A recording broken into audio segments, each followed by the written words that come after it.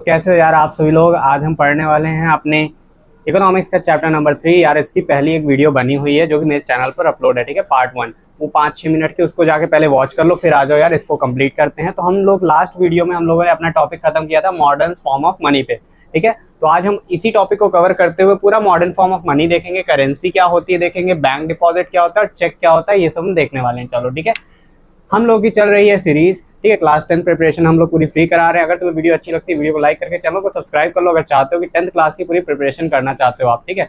चाहे CBSE board में हो, चाहे यूपी बोर्ड इंग्लिश मीडियम में हो, हम पूरी प्रिपरेशन कराएंगे। एग्जाम से पहले आपके जो PYQ वगैरह है वो सब हम लोग सॉल्व कराएंगे, बस भरोसा करो और हमारे चैनल को सब्सक्राइब कर लो। चलो स्टार्ट करते हैं मॉडर्न फॉर्म ऑफ मनी। मेरा टाइम वेस्ट किया, हम लोग की मिनट्स में वीडियो होती है, ठीक है। चलो देखते हैं मॉडर्न फॉर्म ऑफ मनी। यानी कहने का मतलब है कि आज के समय में हम लोग मनी को किस किस फॉर्म में स्टोर करते हैं। आज के समय में यार तुम मनी को किस किस फॉर्म में स्टोर करते हो। यार पैसे की बात करी जाए, पैसा तो हमारे पास रहता नहीं, ठीक है। पैसा तो हम लोग पास कभी रहता नहीं है, तुम्हारे पास भी नहीं, वो जानते हैं, गरीबी सबके पास है, चलो ठीक है कोई बात नहीं। लेकिन मॉडर्न फॉर्म ऑफ मनी मतलब आज के समय में हम पैसे को कैसे स्टोर करते हैं। यार आज के समय में अगर मेरे पास पैसा होगा तो मेरे वॉलेट में या तो नोट होगी यानी करेंसी होगी, ठीक है, या तो कॉइन्स होंगे यानी सिक्के होंगे, या मेरे पास फोन होगा, फोन में मेरे गूगल पे होगा, फोन पे होगा यानी मैंने कुछ बैंक में डिपॉजिट कर रखा है, मैं ऑनलाइन पेमेंट कर रहा हूँ, ठीक है। तो यानी कहने का मतलब है कि हम अपने पास मनी दो फॉर्म में स्टोर करते हैं। पहला होता है करेंसी, दूसरा होता है ऑनलाइन पेमेंट जिसे हम कहते हैं बैंक डिपॉजिट। क्या कहते हैं? Bank deposit. और फर्दर बैंक डिपॉजिट से ही एक चीज रिलेटेड आती है जिसे कहते हैं चेक। चेक क्या होता है पढ़ेंगे। चलो स्टार्ट करते हैं मॉडर्न फॉर्म ऑफ मनी से। इंट्रो समझ में आ गया थोड़ा? चलो ठीक है। पहले के समय में देखा जाए, पूरी नोट्स है, ये पूरी नोट्स है, ठीक है। ये तुम्हें समझाने के लिए बस नहीं, ये पूरी नोट्स है, तुम नोट करते रहो वीडियो देखते हुए। चलो ठीक है। पहले के समय में देखा जाए जो इंडियंस थे वो ग्रेन्स मतलब क्या होता है, जैसे दाल चना जो कि भी सीड टाइप की चीजें होती हैं।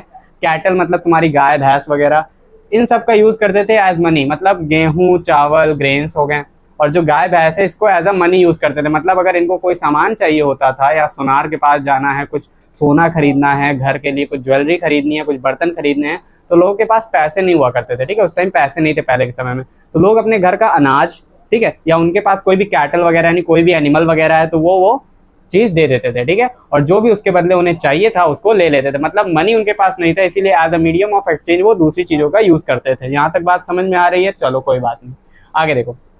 आफ्टर दैट मेटल कॉइन, उसके बाद धीरे धीरे जैसे समय आगे बढ़ा, इसको बार्टर सिस्टम कहते हैं, हमने लास्ट वीडियो में डिस्कस किया है। आफ्टर दैट क्या हुआ, जैसे जैसे समय आगे बढ़ा तो क्या हुआ कि मेटल कॉइन आ गया। अब लोगों ने क्या किया, राजा के शासन में देखा गया, हम लोग ज्यादातर पढ़ते भी हैं, देखे भी होंगे तुम लोग, कि मेटल कॉइन का यूज करने लगे लोग, ठीक है। मेटल कॉइन क्या होता है, जैसे सिल्वर कॉइन देखा होगा तुमने, चांदी के सिक्के, सोने के सिक्के भी होते थे, ठीक है। तो वो सब चीजें तुम्हें देखने के लिए मिलती थी। कॉइन्स के बदले अब एक्सचेंज होना चालू हो गया था। लेकिन अगर प्रेजेंट टाइम में आए, आज के समय में आए, मॉडर्न डे में देखा जाए तो आज के समय में करेंसी चल गई है। क्या चल गई है? करेंसी। इंडिया की करेंसी क्या है? रुपी। यूएस की करेंसी क्या है? डॉलर, ठीक है। तो अब हर जगह की करेंसी अपनी अपनी चल गई है। और तुम देखोगे तो करेंसी में क्या क्या यूज करते हो भाई, तुम पेपर नोट यूज करते हो, और जो भी तुम्हारी करेंसी है, रुपी है वगैरह, वो सब तुम यूज करते हो। कॉइन्स मतलब कह लो, समझ लो, ठीक है। अब करेंसी के बारे में हम डिटेल में पढ़ेंगे, ठीक है। करेंसी होती क्या है? हमारे इंडिया में रिजर्व बैंक ऑफ इंडिया जो है वो करेंसी नोट्स जो होती है, पेपर नोट्स को इशू करता है on behalf of central government, ठीक है। देखो तुमने जब क्या कहते हैं, जब तुमने नोट उठाई होगी, पैसा उठाए होगे, ठीक है, तो पैसे को जब ध्यान से तुमने देखा होगा, जब तुमने ध्यान से पैसे को देखा होगा तो पैसे में क्या होता है कि एक सिग्नेचर होता है। क्या होता है? एक सिग्नेचर होता है। किसका सिग्नेचर होता है?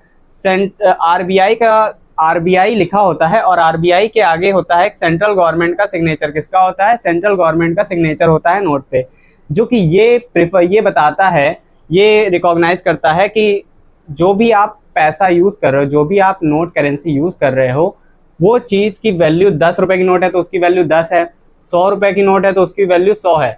और इस चीज का वादा कौन करता है? सेंट्रल गवर्नमेंट करती है। कौन वादा करता है? Central government. इसीलिए सेंट्रल गवर्नमेंट का आरबीआई के बाद साइन रहता है। यानी सेंट्रल गवर्नमेंट कह रही है कि ये जो नोट आपने ली है जिसपे 10 लिखा है, ये 10 रुपए मैं आपको दे रहा हूँ, ये 10 रुपए, ये 10 वैल्यू मैं आपको दे रहा हूँ। ये एक वैल्यू है जो कि मार्केट में सिमिलर है, इसे आप किसी भी चीज के एक्सचेंज के लिए यूज कर सकते हो, किसी भी चीज के एक्सचेंज के लिए यूज करते हो। कहने का मतलब क्या, बहुत कंफ्यूज मत होना, मैं जान रहा हूँ थोड़ा सा कंफ्यूज हो रहे होगे। चलो देखो ध्यान से।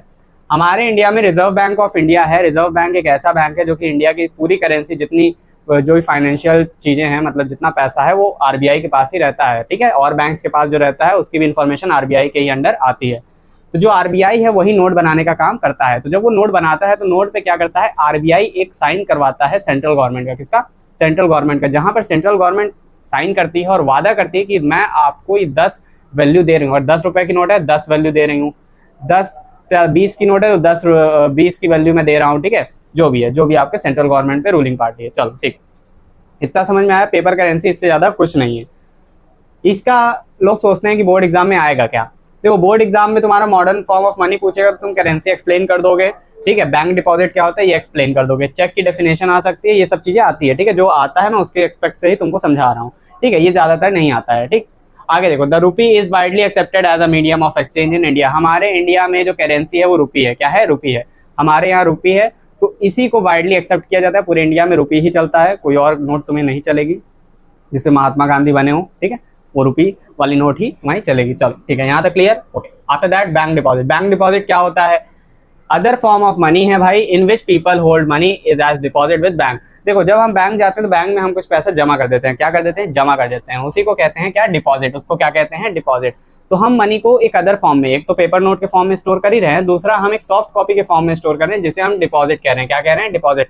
हम जाते हैं और बैंक में अपना पेमेंट, जो भी पैसा हमारे पास होता है वो हम बैंक में रख देते हैं, और जो पैसा हम रखते हैं, जो जमा करते हैं, उसी को क्या कहते हैं? डिपॉजिट कहते हैं। क्या कहते हैं? डिपॉजिट। जानता हूँ मेरी स्पीड थोड़ी सी ज़्यादा है, लेकिन यार बोर्ड एग्जाम ज़्यादा दूर नहीं है। कहने को लग रहा है कि अभी तो 1 महीना बीता है, 2 महीना बीता है, टाइम कैसे बीतेगा तुमको पता भी नहीं चलेगा, एकदम हवा भी नहीं लगेगी तुम्हें, और बोर्ड एग्जाम तुम्हारे सर पे आ जाएगा, ठीक है। इसलिए मैं शॉर्ट वीडियो बना रहा हूँ जिससे कि तुम्हें एक्सप्लेनेशन में आसानी हो, ठीक। आफ्टर दैट देखो, people deposit extra cash in bank. देखो जो भी हम लोग पास एक्स्ट्रा कैश बचता है, जो भी हम लोग घर में खर्चा वर्चा करते हैं, खर्चा करने के बाद जो भी एक्स्ट्रा कैश बचता है वो हम बैंक में जमा कर देते हैं। और जो डिपॉजिट्स होते हैं in bank accounts can be withdrawal on demand. और जो डिपॉजिट आपने किया है आप जा करके उसको तुरंत निकाल भी सकते हो। आप अपने बैंक अकाउंट से जो भी डिपॉजिट आपने अपने अकाउंट में किया है उसको आप विड्रॉ कर सकते हो, मतलब निकाल सकते हो ऑन डिमांड, मतलब अपनी डिमांड पर आप उसको विड्रॉ कर सकते हो। इसी डिपॉजिट को, इस टाइप की डिपॉजिट को जिसे आप एक डिमांड पे निकाल सको, उसको कहते हैं डिमांड डिपॉजिट। वेरी इंपॉर्टेंट आता है डिमांड डिपॉजिट क्या होता है, ये जरूर पूछा जाता है, ठीक है। डिमांड डिपॉजिट वो डिपॉजिट होता है जिसे हम अपनी डिमांड पे अकाउंट से डायरेक्टली विड्रॉ कर सकते हैं। आई होप तुमको यहाँ पर बातें क्लियर होंगी। आगे देखो, the payments are made by cheque instead of cash. देखो काफी बार क्या होता है, जो बैंक डिपॉजिट में जो पेमेंट्स होती है वो चेक से कर दी जाती है। कैसे कर दी जाती हैं? चेक से कर दी जाती है, ठीक है। तुम चेक अगर प्रोवाइड करते हो तो चेक से जो भी चेक में जितनी पेमेंट लिखी होगी उतनी पेमेंट उस अकाउंट से ट्रांसफर कर दी जाएगी आपके अकाउंट में, ठीक है। इस तरीके से चेक से पेमेंट निकलती है। चेक होता क्या है? चेक एक पेपर इंस्ट्रक्शन है, ठीक है, एक पेपर है जो कि इंस्ट्रक्ट करता है, जो कि बैंक को इंस्ट्रक्ट करता है, बताता है कि इतना सर्टेन अमाउंट ऑफ मनी आप क्या करिए, एक अकाउंट से, जो भी अकाउंट होगा उस अकाउंट से दूसरे अकाउंट यानी मेरे अकाउंट में ट्रांसफर कर दीजिए जिसके नेम पर चेक इशू हुआ है, ध्यान रखना, ठीक है। एक पेपर होता है चेक क्या होता है पता होना चाहिए तुमको। चेक एक पेपर होता है जो कि बैंक को ऑर्डर करता है, बताता है, इंस्ट्रक्ट करता है कि इतना अमाउंट ऑफ मनी भैया 5,000 रुपए तुम क्या करो, एक अकाउंट से दूसरे अकाउंट में डाल दो, ठीक है, जिसके नाम पे चेक इशू हुआ है, जिसको बोला गया है, ठीक है। मैंने तुमको लिख करके दिया एक चेक, ठीक है, तो 5,000 मैंने लिख दिया, तुम बैंक में जाओ, उसको बैंक को प्रोवाइड करो, बैंक क्या करेगा, तुम्हारे अकाउंट में उतना पैसा ट्रांसफर कर देगा, ठीक है। तो यहाँ पर ये चीजें तुम्हें क्लियर हो गई होंगी। आई होप तुम्हें सब समझ में आ रहा होगा। नोट्स है यार, नोट कर लो, स्क्रीनशॉट चाहो तो स्क्रीनशॉट ले लो। देखो मैं साइड हट गया हूँ, ठीक है। बाकी वीडियो अच्छी लगी हो तो वीडियो को लाइक कर, देखो अगर वीडियो अच्छी लगी हो तो वीडियो को लाइक कर दो, चैनल को सब्सक्राइब करके हमारी टारगेट बैच ज्वाइन कर लो, जिसमें तुमको सारी चीजें फ्री पढ़ाई जाएंगी, ठीक है। बाकी हम मोटिवेशनल शॉर्ट्स भी अपलोड करते रहते हैं, रात में रेगुलर शॉर्ट्स अपलोड होते हैं जो कि तुम्हें मोटिवेट करते हैं आगे की पढ़ाई के लिए। क्लास 10 की whether you are preparing for a competitive exam तो भी आपको प्रिपेयर किया जाता है। कमेंट सेक्शन में आप कोई भी डाउट अपना पूछ सकते हो, 24/7 आपको रिप्लाई उसका मिलेगा, ठीक है। हमारा टेलीग्राम चैनल ज्वाइन कर सकते हो, उस पर सबसे पहले सारी इन्फॉर्मेशन आती है। ये वीडियो अच्छी लगी तो वीडियो को लाइक कर दो, चैनल को सब्सक्राइब करके आगे के पार्ट के लिए कमेंट करके बताना कि पार्ट चाहिए कि नहीं चाहिए, और बताना कि वीडियो यार कैसी लगी यार।